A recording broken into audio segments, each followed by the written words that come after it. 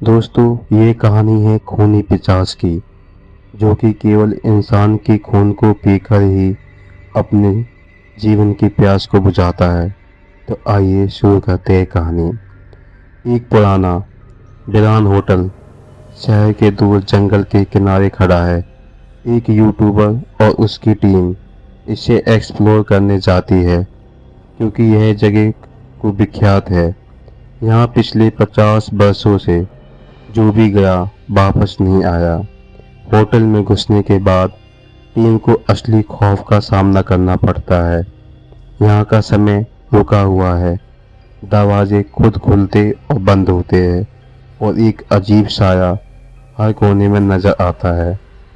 धीरे धीरे उन्हें समझ आता है कि यह सिर्फ हॉन्टेड नहीं है, बल्कि यहाँ कुछ बहुत खतरनाक छिपा है। एक ऐसा सच जिसे बाहर लाना नामुमकिन है। अंधेरा घना था। पहाड़ों के बीच गाड़ी तेजी से दौड़ रही थी। सड़क पर सिर्फ हेडलाइट्स की हल्की रोशनी थी और दूर दूर तक कोई दूसरा वाहन नहीं दिख रहा था। आरब ने कैमरा ऑन किया और ब्लॉग शुरू किया। दोस्तों, आज हम जा रहे हैं एक ऐसे होटल में जहां 50 सालों में जो भी गया वापस नहीं आया। रिया, नितिका, कबीर, समीर और विजय सभी पीछे बैठे थे। मुझे कुछ अजीब लग रहा है, रिया ने फुसफुसाया। हम जिस रास्ते से आ रहे हैं वो मैप पर नहीं दिख रहा। गाड़ी चलाने वाला विजय, जो इस इलाके का गाइड था, अचानक घबरा गया। सुनो, अगर अभी भी समय है तो लौट चलते हैं, विजय ने कहा। क्यों, डर गए? समीर हंसा। तुम समझ नहीं रहे, इस जगह पर जाने वाले कभी लौटते नहीं। विजय की आवाज कांप रही थी। ये होटल सिर्फ हॉन्टेड नहीं है, यह एक जिंदा जगह है। यहाँ कुछ छुपा है जो इंसानों का खून पीता है। सब हंस पड़े, लेकिन तभी गाड़ी झटके से रुक गई। क्या हुआ? आरब ने पूछा। विजय ने कांपते हुए सामने देखा। रास्ते के बीचों बीच कोई खड़ा था, एक अधजला आदमी जिसकी आंखें काली थी और होठों से खून टपक रहा था। गाड़ी के सामने खड़ा वह अधजला आदमी अंधेरे में झूल रहा था। उसकी आंखें खाली थी, जैसे उनमें कोई आत्मा ही ना हो।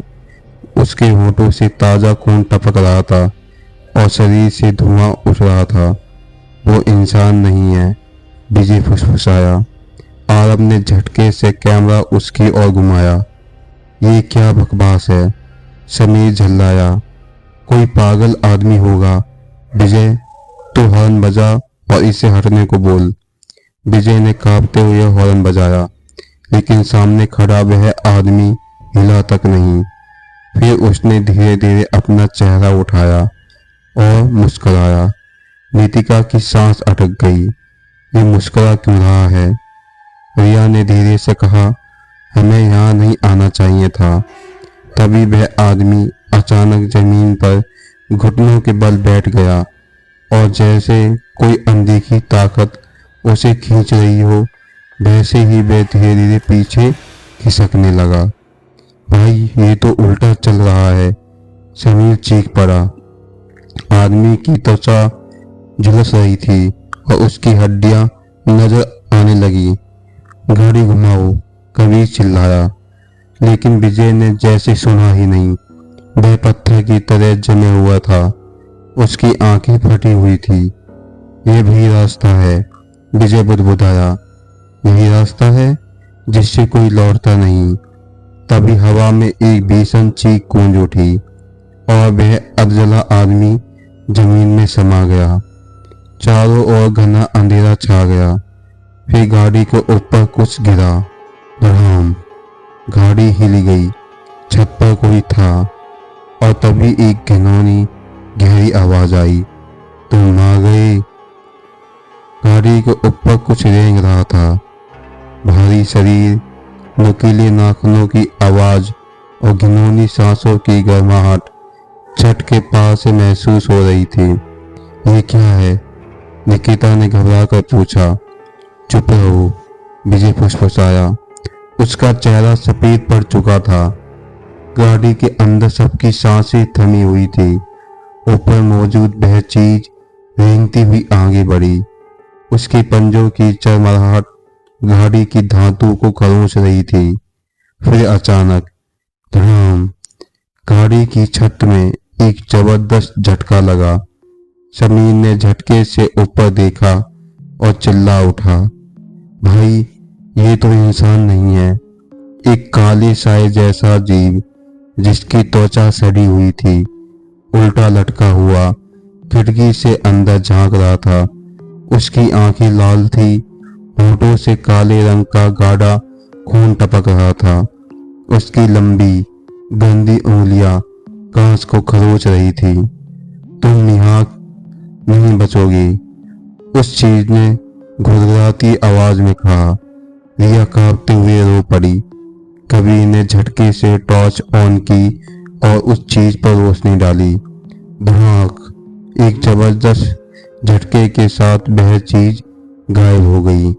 सबने चारों ओर देखा। चारों तरफ घना अंधेरा था। हवा में सड़ी हुई लाश की बदबू घुली हुई थी। क्या क्या क्या वो चला गया? आरब ने धीरे से पूछा। कोई जवाब नहीं। फिर गाड़ी के नीचे से छोटे छोटे हाथों की सरसराहट सुनाई देने लगी। गाड़ी स्टार्ट कर, कबीर चिल्लाया। विजय ने झटके से गाड़ी स्टार्ट करने की कोशिश की, लेकिन इंजन गुड़गुड़ाया और बंद हो गया। गाड़ी चलाओ जल्दी, विजय ने दोबारा कोशिश की। घर घर, इंजन नहीं चला। तभी समीर का सिर झटके से पीछे खिंच गया। समीर, निकिता चीख पड़ी। समीर का मुंह खुला था, लेकिन कोई आवाज नहीं निकल रही थी। उसकी आंखें ऊपर की ओर घूम गई और गर्दन की नसें उभर आई थी। गाड़ी के नीचे से कोई उसे खींच रहा था। बचाओ, समीर की आवाज घुटी हुई आई और फिर चक, समीर का शरीर एक झटके से गाड़ी के नीचे घसीट लिया गया। गाड़ी के अंदर सन्नाटा छा गया। बस चबाने की आवाज आ रही थी। कोई बाहर नीचे मांस फाड़ कर खा रहा था। गाड़ी के अंदर सन्नाटा था। बस बाहर से आती चबाने की घिनौनी आवाज सबके कानों में गूंज रही थी। समीर, रिया की आवाज कांप रही थी। कोई जवाब नहीं। आरब ने धीरे से गर्दन घुमाई और खिड़की से नीचे झांका। ओह शिट, वह घबराकर पीछे हट गया। निकिता ने कांपते हुए पूछा कि क्या हो रहा है? आरब ने थरथराते हुए कहा, वो चीज समीर को खा रही है। रिया की आंखों से आंसू बहने लगे। हमें भागना होगा, यहाँ से निकलो। विजय ने तीसरी बार गाड़ी स्टार्ट करने की कोशिश की। घर ठप, गाड़ी बंद हो चुकी थी। हम फंस गए, कबीर ने बुदबुदाया। तभी चबाने की आवाज बंद हो गई। सन्नाटा, गहरी खौफनाक खामोशी। फिर टक टक टक, गाड़ी के दरवाजे पर किसी ने धीरे धीरे दस्तक दी। सबकी सांसें थम गई। अंदर आऊं? एक नुकीली फुसफुसाती आवाज। किसी की हिम्मत नहीं हुई जवाब देने की। अंदर आऊं? अब की बार आवाज तेज थी। धड़ाम, अचानक गाड़ी का दरवाजा जोर से हिला। रिया चीख पड़ी। धड़ाम धड़ाम, दरवाजे पर जोर जोर से बार होने लगे। विजय ने झटके से चाकू निकाला। अगर वो अंदर आया तो मैं उसे खत्म कर दूंगा। तभी दरवाजा एक झटके में खुल गया और एक सड़ा गला हाथ अंदर घुसाया। लंबे नाखून, खून से सनी उंगलियां और जली हुई त्वचा। अब तुम्हारी बारी है। गाड़ी के अंदर दहशत थी। खून से सड़ा गला हाथ अंदर घुस चुका था। उसकी उंगलियां हिल रही थी। नाखूनों से मांस टपक रहा था। बाहर निकलो, तुम्हारी बारी है। वो फुसफुसाहट किसी दूसरी दुनिया से आई लग रही थी। विजय ने बिना सोचे चाकू से उस हाथ पर वार कर दिया। चक! हाथ कट गया, लेकिन वह जमीन पर गिरते ही सड़ने लगा और काली धुएं में बदल गया।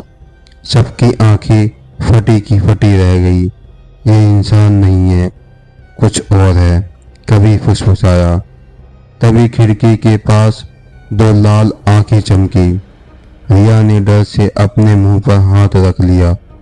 वो चीज गाड़ी के चारों तरफ घूम रही थी। भागो! विजय चिल्लाया। सबने दरवाजा खोला और भागने के लिए तैयार हुए, लेकिन तभी गच! कोई चीज झटके से कवि की गर्दन पर लिपट गई। आ!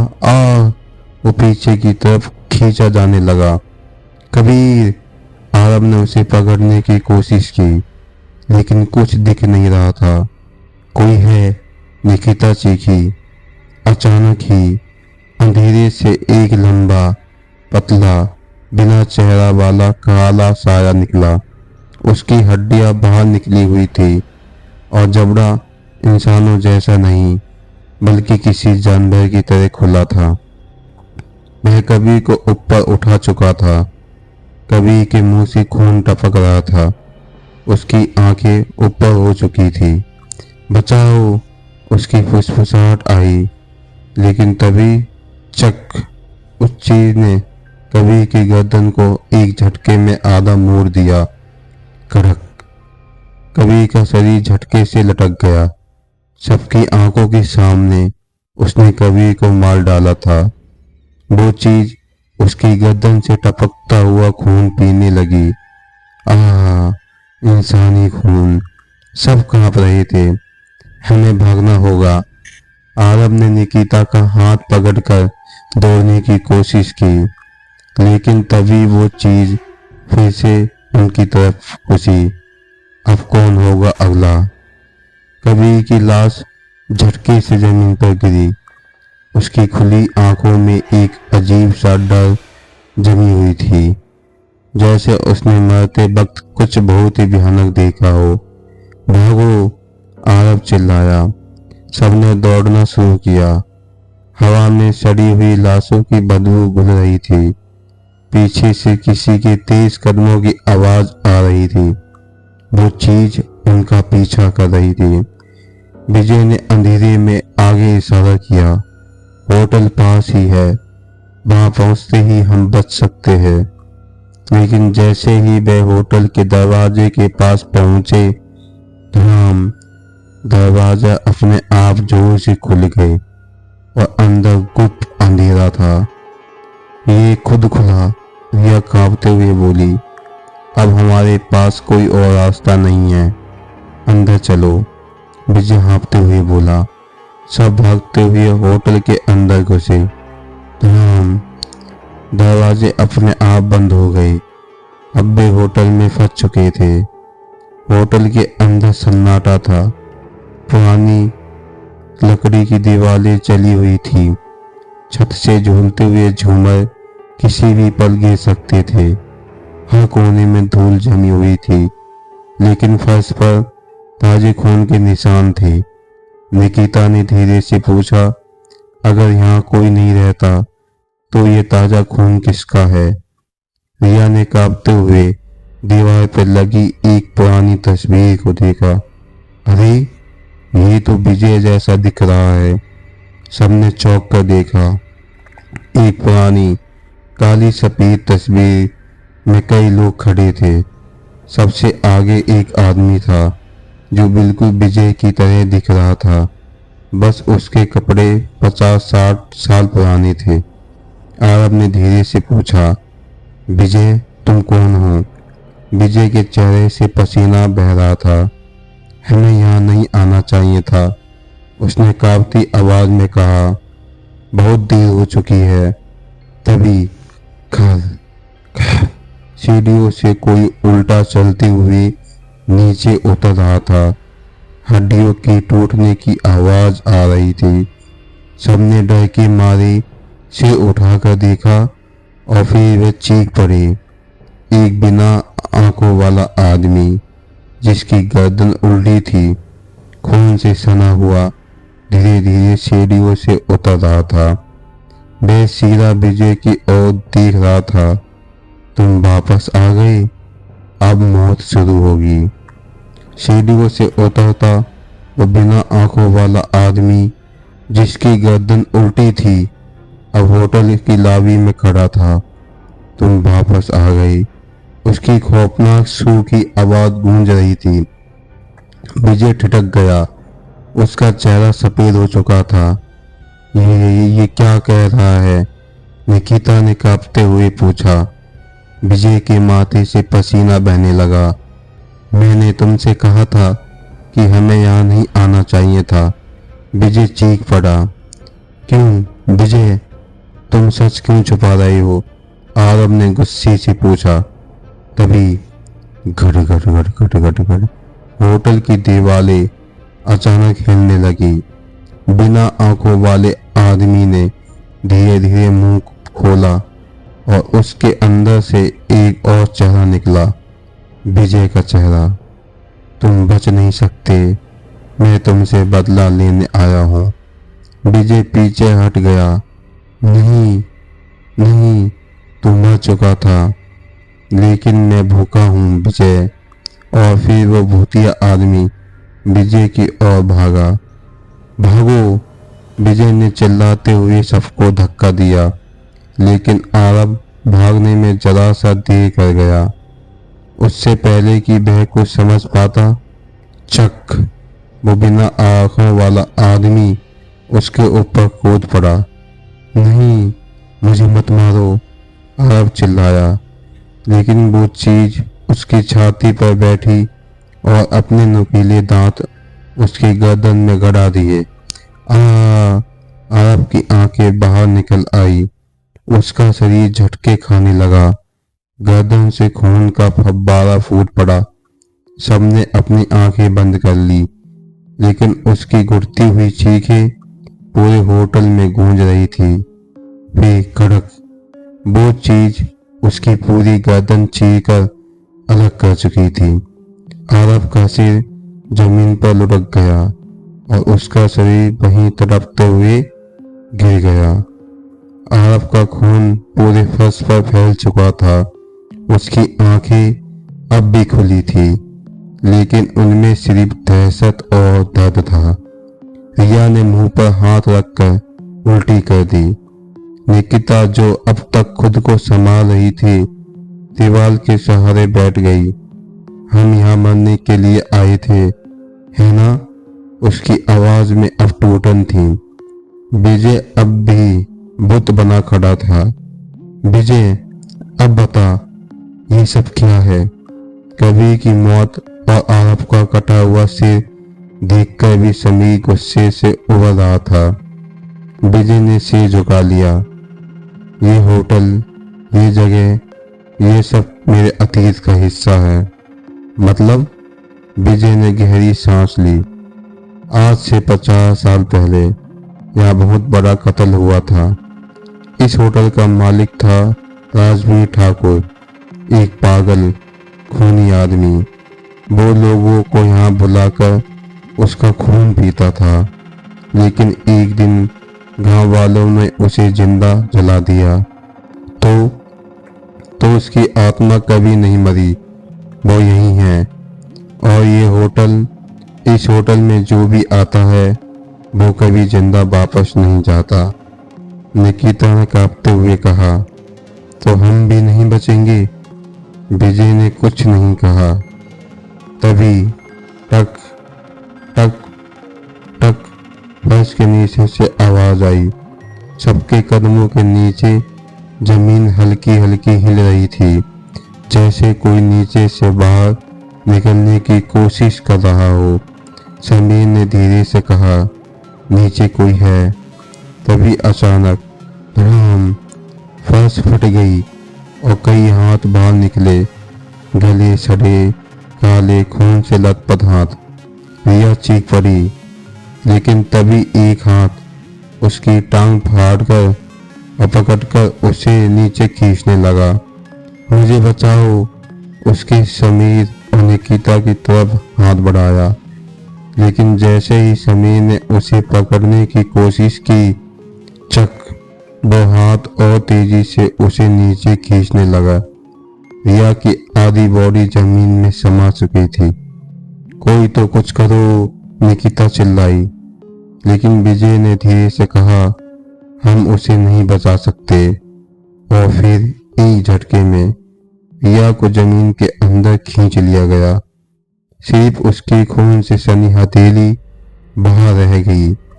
हवा में उसकी चीखें अब भी गूंज रही थी। रिया की खून से सनी हथेली अब भी जमीन पर थी। उसकी चीखें हवा में घुल चुकी थी, लेकिन सब जानते थे वो अब कभी वापस नहीं आएगी।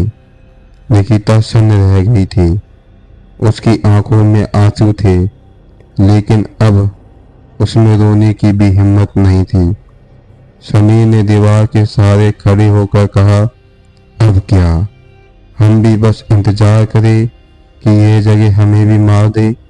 विजय ने गहरी सांस ली। नहीं, हमारे पास अभी एक आखिरी मौका है। निकिता ने धीरे से पूछा, क्या? विजय ने होटल के पुराने नक्शे को दीवार से उतारते हुए कहा, इस होटल के नीचे एक सुरंग है। अगर हम वहां पहुंच सके तो शायद बाहर निकल सकते हैं। अंधेरे होटल में चलते हुए तीनों किसी तरह बेसमेंट तक पहुंचे। विजय ने एक दीवार की तरफ इशारा किया, यहीं कहीं वो रास्ता होना चाहिए। तभी टक टक टक, फर्श के नीचे फिर से वही अजीब आवाजें गूंजने लगी। निकिता कांपते हुए बोली, यह आवाजें फिर से आ रही है। समीर ने चारों तरफ देखा। दीवार पर एक जगह हल्की सी खरोंचें थी, जैसे किसी ने वहां से निकलने की कोशिश की हो। विजय ने दीवार पर जोर से मुक्का मारा। राम! दीवार हिल गई और उसमें एक गुप्त दरवाजा खुल गया। अंदर सिर्फ गहरा अंधेरा था। ये सुरंग है, विजय ने कहा, और शायद यही हमारी आखिरी उम्मीद भी। तीनों जैसे ही सुरंग के अंदर पहुंचे, हवा और ठंडी हो गई। दीवारों पे अजीब निशान थे, खरोंचों के निशान, जैसे किसी ने यहाँ से बाहर निकलने की कोशिश की हो। निकिता ने धीरे से कहा, अगर ये बचने का रास्ता था तो जो पहले यहाँ आए थे वो बचे क्यों नहीं? विजय चुप रहा। वह आगे बढ़े, लेकिन तभी फटाक, पीछे से सुरंग का दरवाजा खुद ब खुद बंद हो गया। अंधेरा और घना हो गया। समीर ने गुस्से से कहा, अब क्या? हम अंदर फंस गए हैं।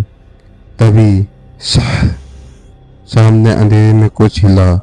निकिता ने टॉर्च उठाई और आगे रोशनी डाली। टॉर्च की रोशनी में एक परछाई दिखी, लंबी, झुकी हुई और पूरी तरह हड्डियों से बनी। ये क्या है? समीर फुसफुसाया। वो चीज धीरे धीरे उनकी तरफ बढ़ी। विजय ने घबरा कर कहा, हमें पीछे हटना होगा, लेकिन तभी वो तेजी से दौड़कर समीर पर कूद गई। समीर चीख पड़ा, लेकिन उस चीज ने उसकी छाती में अपने लंबे नुकीले नाखून घुसेड़ दिए। खून की तेज बौछार निकली। निकिता और विजय की आंखें फटी रह गई। समीर ने अपनी आंखें ऊपर कर ली। उसकी पूरी बॉडी झटके खाने लगी। वो चीज उसके सीने से उसका दिल निकाल चुकी थी। अब बस धड़कन बंद होनी बाकी थी। वो चीज उसके दिल को मुंह में डालकर चबा गई। चक चक चक, समीर की आंखों की रोशनी बुझ गई। वो वहीं लटकता रह गया, जैसे उसकी बॉडी से जान पूरी तरह खींच ली गई हो। निकिता और विजय चिल्लाते हुए पीछे भागे। अब सिर्फ 2 लोग बचे थे। समीर की लाश अभी भी हवा में लटक रही थी। उसकी छाती में बड़ा सा छेद था और खून धीरे धीरे जमीन पर टपक रहा था। निकिता और विजय को समझ नहीं आ रहा था कि वह क्या करे, भागे या रुके। सामने अंधेरा था और पीछे मौत। हमें आगे बढ़ना होगा, विजय ने कांपती आवाज में कहा। अगर हम रुके तो हम भी मर जाएंगे। सुरंग और संकरी होती जा रही थी। अंदर दम घुटने लगा था। दीवारों पर अब खून से लिखे हुए कुछ शब्द नजर आ रहे थे। मुझे बाहर निकालो, निकिता ने घबरा कर पूछा। ये किसका खून है? विजय कुछ नहीं बोला, लेकिन उसकी सांसें तेज हो गई थी। आगे चलते ही उन्हें एक लकड़ी का दरवाजा दिखा। विजय ने हाथ बढ़ाकर उसे खोला और जैसे ही दरवाजा खुला, अंदर एक सड़ी गली लाश जमीन पर गिरी। निकिता चीख पड़ी। विजय ने जमीन पर पड़ी लाश को गौर से देखा। यह एक औरत की लाश थी जिसका चेहरा पूरी तरह नोच दिया गया था। तभी दीवार पर कुछ लिखा दिखा। राज भी जिंदा है, मौत से भी ज्यादा भूखा। निकिता ने कांपते हुए कहा, वो मरा नहीं था। विजय ने धीरे से कहा, शायद हमने हमेशा गलत सोचा। शायद उसे जलाया नहीं गया था, बल्कि उसे इस सुरंग में दफना दिया गया था। अब वो जाग गया है। तभी हवा में अजीब सी फुसफुसाहट गूंजने लगी। तुम बच नहीं सकते। निकिता और विजय ने पीछे मुड़कर देखा। सामने कोई खड़ा था। राजवीर, वो आधा इंसान, आधा सड़ा हुआ जीव था। उसकी हड्डियां बाहर निकली हुई थी और उसके मुंह से खून टपक रहा था। उसके नुकीले दांतों से सड़े हुए मांस की बू आ रही थी। निकिता ने कांपते हुए कदम पीछे लिए, लेकिन राजवीर ने उसकी गर्दन पकड़ ली। उसकी उंगलियां किसी इंसान की तरह नहीं थी। वे लोहे जैसी सख्त और बर्फ जैसी ठंडी थी। विजय ने चिल्लाते हुए निकिता को छुड़ाने की कोशिश की, लेकिन राजवीर बहुत ताकतवर था। मुझे मत मारो प्लीज, निकिता तड़प उठी, लेकिन राजवीर ने धीरे धीरे उसकी गर्दन दबानी शुरू की। कड़क, एक झटके में उसकी हड्डियां टूट गई। निकिता की आंखें उलट गई, उसकी सांसें थम गई। राजवीर ने उसका शरीर जमीन पर फेंक दिया। अब सिर्फ विजय जिंदा था। उसने देखा निकिता का बेजान शरीर जमीन पर पड़ा था और राजवीर उसकी तरफ अपनी गहरी लाल आंखों से देख रहा था। अब बारी तुम्हारी है, राजवीर की आवाज गूंज उठी। विजय ने दीवार की तरफ देखा। उसके पास सिर्फ दो ही रास्ते थे, लड़का मर जाना, भागकर बाहर निकलने की कोशिश करना। लेकिन बाहर जाने का रास्ता था कहाँ? राजवीर धीरे धीरे विजय की तरफ बढ़ रहा था। तो कौन है? तो मरा क्यों नहीं? विजय ने कांपते हुए पूछा। राजवीर रुका और एक भयानक हंसी गूंज उठी। मैं कौन हूँ? मैं वही हूँ जिसे इंसानों ने मरने नहीं दिया। मैंने यहाँ सैकड़ों लोगों को मारा, उनका खून पिया और फिर एक दिन गांव वाले ने मुझे इस सुरंग में बंद कर दिया।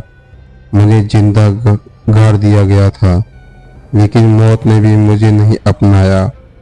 विजय के रोंगटे खड़े हो गए। अब तुम सबको मेरे साथ मरना होगा।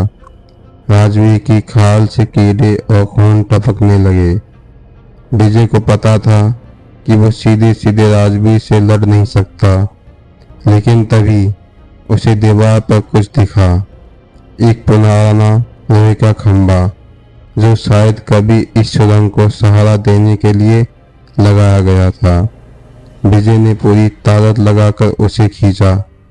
कड़क, खंभा टूट गया और छत के पत्थर धीरे धीरे धड़कने लगे।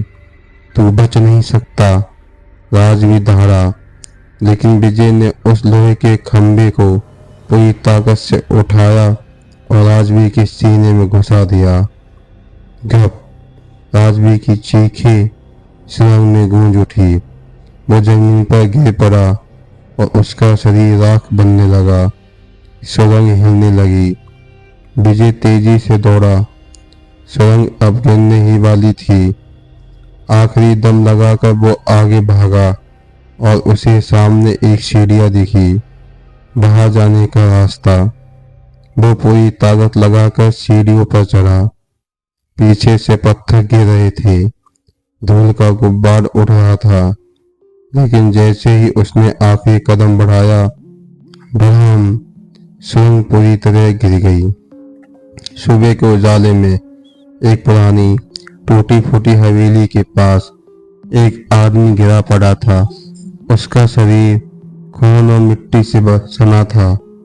धीरे धीरे उसकी आंखें खुली। विजय जिंदा था। वो किसी तरह उस भूतिया होटल से बाहर निकल आया था, लेकिन उसकी आंखों में कुछ अजीब था। उसके अंदर कुछ बदल चुका था। राजवीर ने मरने से पहले कुछ अपने हाथ ले लिया था। विजय अब वही इंसान नहीं था जो होटल में गया था। विजय उस टूटी फूटी हवेली के पास पड़ा था। सूरज की किरणें उसकी आंखों पर पड़ रही थी, लेकिन उसे उनकी गर्माहट महसूस नहीं हो रही थी। वो धीरे धीरे उठा। उसका सिर घूम रहा था। मैं बच गया, उसने खुद से कहा, लेकिन जैसे ही उसने अपने हाथ देखे, उसकी उंगलियों के नाखून पहले से बड़े और काले हो चुके थे। उसके अंदर एक अजीब सी भूख थी, लेकिन यह भूख किसी आम खाने की नहीं थी। मुझे खून चाहिए। गांव के रास्ते पर एक बुजुर्ग आदमी जा रहा था। विजय उसकी ओर देख रहा था, लेकिन इस बार उसकी आंखों में कुछ अलग था, एक भूखी नजर। वो आदमी उसके पास आया। बेटा, तुम ठीक हो तो? विजय के दिमाग में सिर्फ एक ही ख्याल था, खून। हाँ, मैं ठीक हूँ।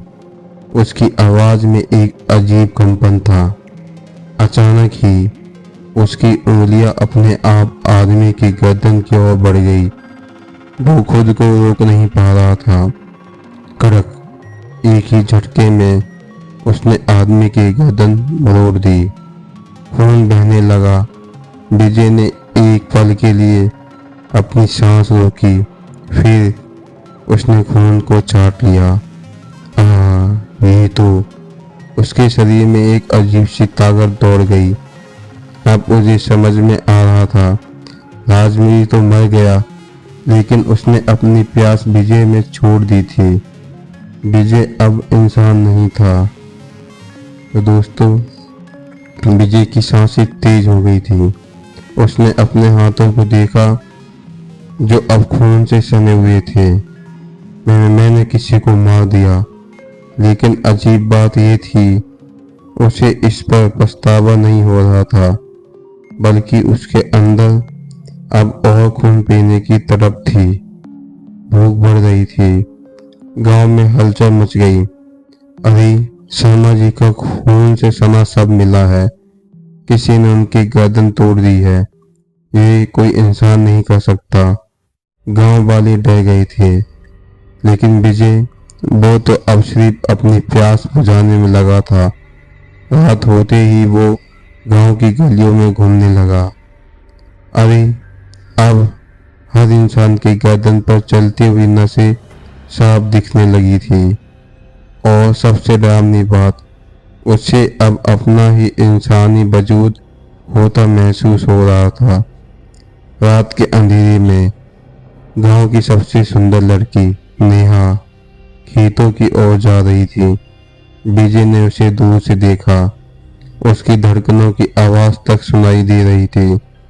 बस थोड़ा सा खून, विजय ने खुद को समझाया, लेकिन जैसे ही उसने नेहा के पास कदम बढ़ाए, वो अंधेरे में गायब हो गया। अगले ही पल नेहा के पीछे था। नेहा पलटी और चीख उठी। विजय के नाखून अब नुकीले पंजों में बदल चुके थे। उसकी आंखें पूरी तरह काली हो चुकी थी। तुम कौन हो? नेहा ने कांपते हुए पूछा। विजय मुस्कुराया। बस एक प्यासी रूह। और फिर एक झटके में उसने नेहा की गर्दन पकड़ ली।